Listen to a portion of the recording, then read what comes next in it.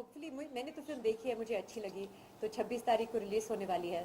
एक social subject को लेकर एक कमर्शियल फिल्म बनाई है हमने, जो मुझे सबसे अच्छी बात लगती है इस फिल्म में कि ना सिर्फ आपको emotion, entertainment, suspense, action, drama सब कुछ मिलेगा, लेकिन फिल्म के दौरान होपफुली आपको कुछ हम चाहते हैं कि आप सोचे भी एक सब्जेक्ट को लेकर, जो है बच्चों के ऊपर जो सोशल इवल्स हैं हिंदुस्तान में, child labour, child prostitution, child trafficking, और एक लड़की जो बाहर से आती है एक सपना के साथ कि वो बच्चों के भविष्य के लिए कुछ करना चाहती है, एक स्कूल बनाना चाहती है, और फिर वो कैसे उलझ जाती है गांव के पॉलिटिक्स में और कैसे सबका सामना करना पड़ता है नेहा को, और फिर वो जीतती हैं या नहीं। और आपको जो है आपकी फिल्मों में हमेशा से पावरफुल रोल में देखा गया है, तो आप फिल्में मतलब जब भी साइन करती है तो अपने रोल को ज़्यादा पावरफुल देखती है। आई थिंक ये यादगार होना चाहिए आपका रोल। इसका मतलब नहीं कि सिर्फ लड़की को पावरफुल होना चाहिए या ताकतवर होना चाहिए।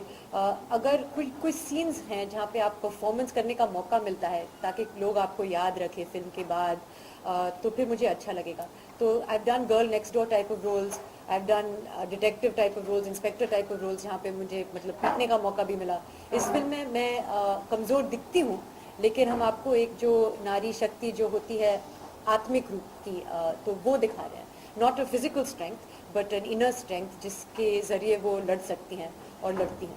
आपके जितने भी किरदार देखे गए अब तक सब डिफरेंट हैं। रंदे बसंती हो, साहब भी गैंगस्टर हो, ये कितना डिफरेंस होगा और क्या नयापन देखने को मिलेगा आपकी तरफ से? इसमें मैं गाड़ी चला रही हूँ, वो मेरे लिए बहुत नया था। और जब लोग मुझसे पूछते हैं कि आपने इस फिल्म के लिए क्या रिसर्च किया है या क्या सीखा आपने इस फिल्म से, शूट से पहले, तो मैंने यही कहा है कि एक्चुअली जो मुझे सीखना था वो ड्राइविंग सीखनी थी मुझे, क्योंकि आती है लेकिन बहुत कम आती है। और इस फिल्म में मैं सिर्फ अकेले अपने आप को नहीं चला रही हूँ गाड़ी में, मेरे साथ 3 छोटे बच्चे हैं, तो उनके लिए मैं जिम्मेदार थी।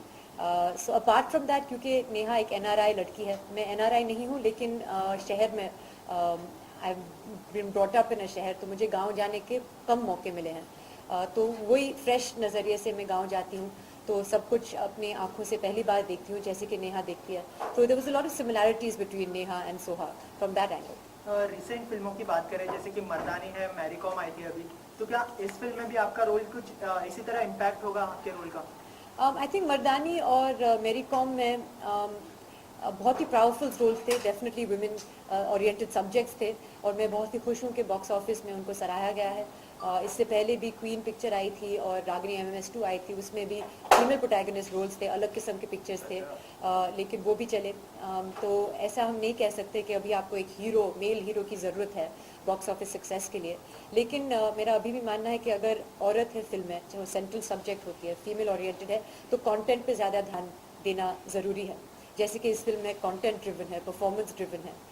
इस फिल्म में जैसे कि मर्दानी और मेरी कॉम में वो शायद लड़ते हैं, फिजिकली लड़ते हैं। इस फिल्म में मैं फिजिकली नहीं लड़ती हूँ, लेकिन एक जो मेंटल स्ट्रेंथ है औरत की, वो हम आपको दिखा रहे हैं। So she definitely fights against the system. ऐसी न्यूज़ आई थी कि आप जब ये फिल्म शूट कर रहे थे तभी आपको कुछ चोट लगी थी, लेकिन फिर भी मैंने ही सबको बताया।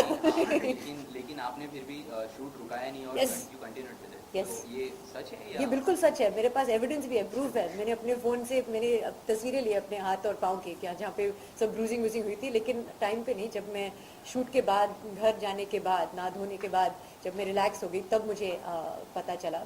लेकिन ऑब्वियसली इट वाजंट सीरियस, ऐसे नहीं था कि मैं शूट नहीं कर पाई।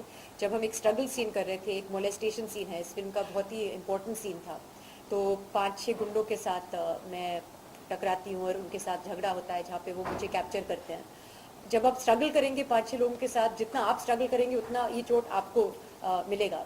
तो क्योंकि मैंने खुद स्ट्रगल किया, I got some bruises on my hands and knees, लेकिन वो जब आप शूट कर रहे हैं उस वक्त आपको पता नहीं चलता है, क्योंकि आप मोमेंट में हैं।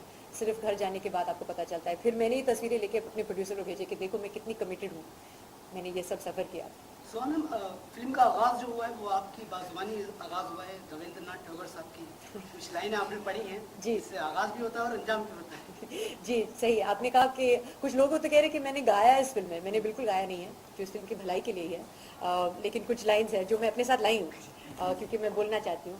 And it really I think encapsulates the spirit of the film, जो एजुकेशन है, शिक्षा है, जिससे हमें बहुत कुछ मिलता है, जिससे हम पूरे बन जाते हैं। That is what Rabindranath Gurudev Tagore ji said, और मैं कहती हूँ, तो इन हिज वर्ड्स, बच्चे भी इंसान हैं, वो बड़ों से ज़्यादा कोमल और सच्चे हैं, जिनके चारों ओर बनावटीपन की कोई दीवार नहीं। उनके संरक्षण और विकास के लिए ज़रूरत है ना सिर्फ उन्हें स्कूल में शिक्षा मिले, बल्कि साथ साथ एक ऐसी दुनिया मिले जहाँ प्यार हो, स्नेह हो। तो ये उन्होंने कहा और हमें अच्छा लगा।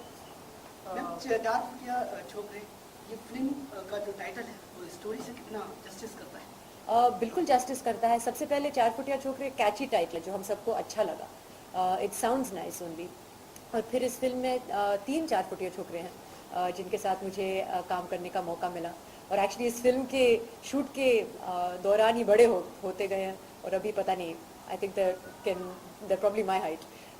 एक तो सब जानते हैं हर्ष मायर जिनको नेशनल अवार्ड मिला था आई एम कलाम के लिए, he is an accomplished actor. फिर एक और यंग एक्टर है आदित्य जो मुंबई से हैं। और फिर तीसरा जो नॉन एक्टर है जो एक्चुअली मुंबई में काम करते थे, उन पता नहीं इत्तेफाक से प्रोड्यूसर और डायरेक्टर से उनकी मुलाकात हुई, जिनका नाम शंकर है। And he is really I think one of my favourite performances in the film. आपके साथ इस फिल्म में और भी कई लोग हैं, जी। जैसे सीमा विश्वास है और मुकेश तिवारी है, जाकिर हुसैन है, तो इनके साथ आपका एक्सपीरियंस कैसा रहा इस मूवी में काम? बहुत ही अच्छा लगा। स्पेशली आई थिंक सीमा जी के साथ मुझे काम करने का मौका मिला मिडनाइट स्टूडेंट में। लेकिन I have seen so many of her films from Bandit Queen and I have been really in awe of her, क्योंकि वो इतनी मतलब काबिल परफॉर्मर हैं और मजबूत परफॉर्मेंसेज हैं उनके। तो I was definitely nervous when I had to work with her, लेकिन वो आपको इतना कंफर्टेबल फील करवाती हैं क्योंकि वो खुद ऐसे लगती है जैसे उनको डर लगता है। और वो बड़े बड़े डायलॉग्स उनको नहीं चाहिए, तो वो मनीष जी जो हमारे फिल्म के डायरेक्टर थे उनसे कहते थे कि मेरे डायलॉग्स थोड़ा सा कम कर दीजिए। तो she makes you feel very comfortable. लेकिन जैसे ही कैमरा ऑन होता है और वो उनका परफॉर्मेंस शुरू होता है, वो बिल्कुल बदल जाती है। There is a transform, you see a transformation when she becomes a character and she can make you cry in a heart beat. Zakir bhai के साथ मैंने पहली बार काम किया है तो बहुत ही अच्छा लगा। वो ट्रेडिशनली विलन का रोल करते हैं, इस फिल्म में भी एक सॉर्ट ऑफ विलनस कैरेक्टर है। बहुत ही अच्छा काम किया है उन्होंने। एंड इट्स डिफ़िकल्ट क्योंकि उनके साथ एक बहुत ही मतलब वो जो इमोशनल सीन था, ट्रोमेटिक सीन था, तो it was difficult to interact with him afterwards because वो कन्फ्यूजन है कि फिल्म में आप कुछ और हैं, फिल्म के बाहर आप कुछ और हैं। But they all wonderful. Mukesh also is very very strong performances which is really, ये फिल्म जो है परफॉर्मेंस ओरिएंटेड सब्जेक्ट है। परफॉर्मेंसेज के थ्रू ही हम चाहते हैं कि लोग इमोशनली इफेक्ट हो जाए इस फिल्म से और इन्फ्लुएंस हो जाए। आपकी फिल्में जो है काफ़ी इम्पैक्ट लाती है सब में, तो क्या आप फैमिली वालों से किसी से सजेशन लेते हैं कि हाँ मुझे कैसी फिल्में करनी चाहिए या फिर ऐसा कुछ? शॉर्ट आंसर लॉन्ग आंसर चाहिए आपको? शॉर्ट आंसर नहीं। मैं उनसे नहीं पूछती हूँ क्योंकि कैमरा के सामने आपको खुद परफॉर्म करना पड़ता है, तो आपको खुद कन्विंस होना पड़ता है। और हम सब जैसे आप जानते हैं एक दूसरे की फिल्म्स में ज़्यादा इन्वॉल्व नहीं होते हैं, सब अलग अलग अपने काम होते हैं, प्रोजेक्ट्स होते हैं, और हम चाहते हैं कि अपनी आइडेंटिटीज़ भी अलग हो। As a family we are very close और मैं बिल्कुल उनके साथ डिस्कस करती हूँ, स्पेशली आई थिंक अम्मा के साथ, क्योंकि एज अ फीमेल एक्टर जो आपको एक अलग पर्सपेक्टिव मिलता है वो शायद भाई मुझे नहीं दे पाएंगे, लेकिन अम्मा दे सकती हैं। सैफ जो है सैफ का जो एक प्रोडक्शन हाउस भी है, तो क्या उनकी फिल्मों में भी आप दिखाई देने वाली हैं हमें? Short answer long answer? As you wish. I don't think so जी, क्योंकि जैसे मैंने अभी कहा कि हमारे जो प्लान्स हैं अलग हैं और मैं नहीं चाहती हूँ कि भाई मेरे लिए खासकर एक फिल्म बनाए। अगर उनको लगता है कि मैं उनकी कोई फिल्म में सूट हो तो बिल्कुल हम डिस्कस कर सकते हैं, but as a producer as an actor एक अलग रिलेशनशिप होगा हमारा, भाई और बहन का अलग रिश्ता होता है। सोनम, अगर प्रोड्यूसर साहब की बात की जाए, आप लोगों ने तो जी जान से काम किया, उन्होंने कितनी जी जान से काम किया इस फिल्म के अंदर? प्रोड्यूसर ने आई थिंक कि एज एन एक्टर जो मुझे तो इंटरेस्ट है कि लोग मेरा परफॉर्मेंस अप्रिशिएट करेंगे या नहीं, और मुझे लगता है कि इस फिल्म में परफॉर्मेंस बहुत ही अच्छे हैं क्योंकि मटेरियल बहुत ही अच्छा था, तो I am confident.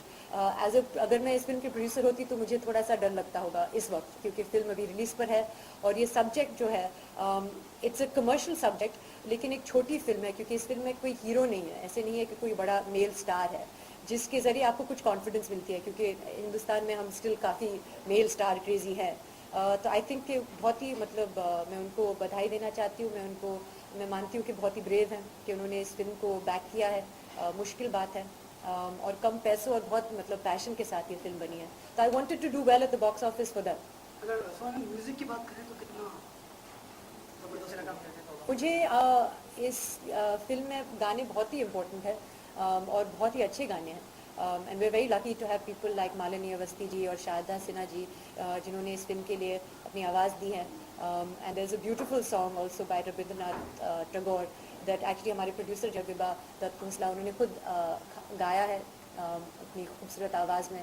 So beautiful songs, obviously not like Yo-Yo Honey Singh type गाने इस फिल्म में मैच नहीं होते, but beautiful folk songs, one song about child marriage, one song about child trafficking. तो मुझे गाने बहुत ही पसंद हैं. सोनम, बहुत जल्दी फिल्म बॉक्स ऑफिस पे जलवा कर होने वाली है, तो हिंदुस्तान की आवाम से क्या कहना चाहेंगे फिल्म को लेकर आप? मैं यही कहना चाहूँगी कि मैं विनती करना चाहूँगी ऑडियंस से. एक्चुअली आप प्रोमो देखने के बाद खुद ही डिसाइड करेंगे कि आपको ये फिल्म देखनी है या नहीं. तो मेरे कहने से मुझे नहीं लगता कि ज़्यादा कुछ होगा, लेकिन हम चाहते हैं कि ऑडियंस इस फिल्म को देखने जाए, क्योंकि अच्छी फिल्म बनी है और सब्जेक्ट अच्छा है, अलग किस्म का है, परफॉर्मेंसेस बहुत अच्छे हैं, गाने अच्छे हैं. तो मुझे लगता है कि अगर आप सिनेमा तक पहुँच जाएँ आपको ये फिल्म अच्छी लगेगी, और हमें आपकी सपोर्ट की ज़रूरत भी है. एक आखिरी सवाल, कुणाल खेमू के साथ अभी अभी आपकी इंगेजमेंट हो चुकी है, ऐसी न्यूज़ आई है, जी. तो शादी की खबर हमें कब सुनेंगे? One step at a time. I think कि अभी एंगेजमेंट की न्यूज़ आई है, तो हमने अपने आप के लिए कुछ 4-5 महीने का वक्त तो शायद हमें मिलना चाहिए ना. तो 4-5 महीने के बाद बात करेंगे. Thank you. Those lessons must be ingrained in you by now. Absolutely, and I think we pay so much to enroll in a gym and to get the fanciest trainers, but it actually begins with us and begins in